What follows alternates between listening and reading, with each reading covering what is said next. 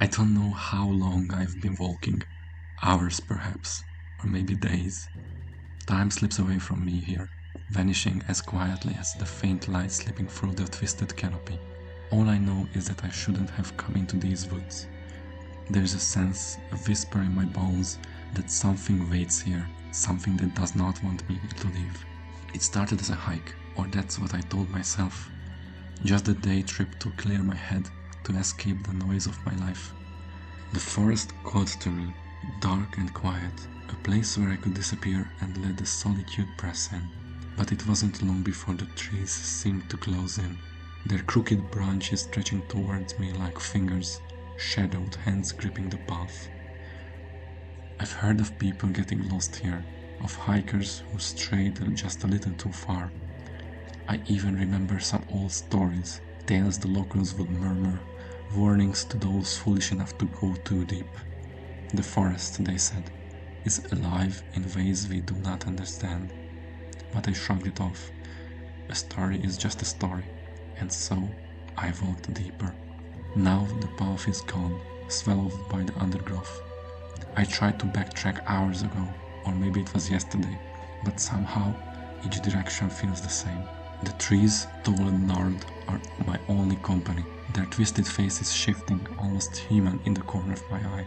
I don't dare stop though.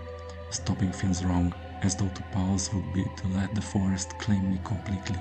There is a low sound, a distant creak, like the groaning of an ancient door.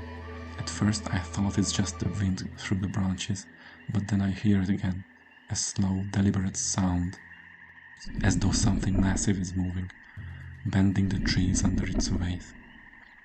I can't see anything beyond the dark clusters of trees, but the sound grows louder, and I found myself quickening my pace. It's probably just an animal, I tell myself, though I don't believe it. There is a rhythm to the noise, almost like breathing, steady and deep, as if the forest itself is alive. And then, as quickly as it started, the sound stops. It turned around, glancing over my shoulder, heart pounding in the silence that follows. I see nothing, only shadows and the pale outline of trunks stacked thick as prison bars. But I can feel eyes on me, cold and calculating, watching my every move. I press on, ignoring the chill that seeped into my skin, but I can feel myself tiring. The trees are endless. I know I should be worried, hungry even, but the forest seems to leech the thoughts out of my head. All I can feel is an overwhelming need to get away from something that lurks just out of sight. My steps begin to falter, shadows swirl like mist, blurring the path until I can barely see where I'm going. Then, out of the darkness, I catch a faint glimmer. I blink, and the light is gone. But there again, just beyond the trees, a faint glow. A lantern? A flashlight?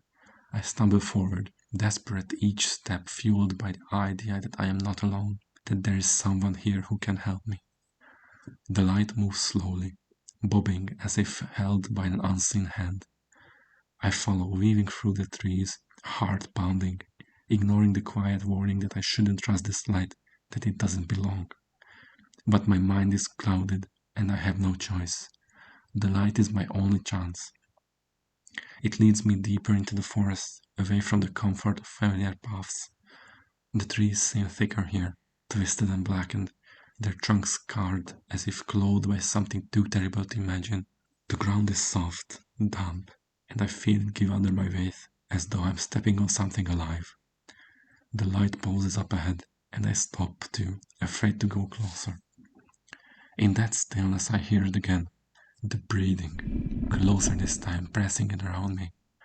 My heart races as I look up, realizing with a growing horror that the branches overhead have shifted, forming dark arches that loom above me like the ribs of some ancient beast.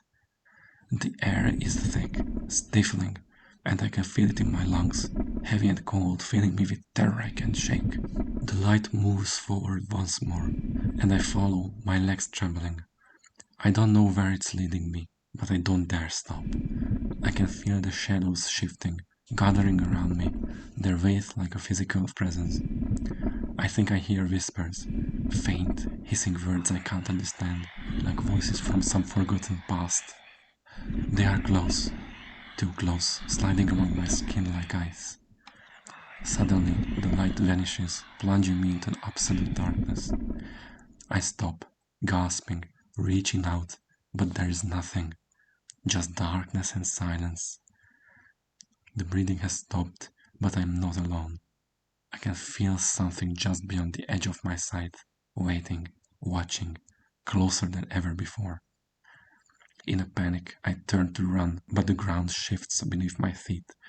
I stumble, falling to my knees, my hands sinking into the cold, wet earth. There is a smell now, sharp and metallic, and I realize with a sickening lurch that the ground is wet with something that smells like iron. I scramble to my feet, but my legs feel heavy, my body sinking as though the earth itself is pulling me down.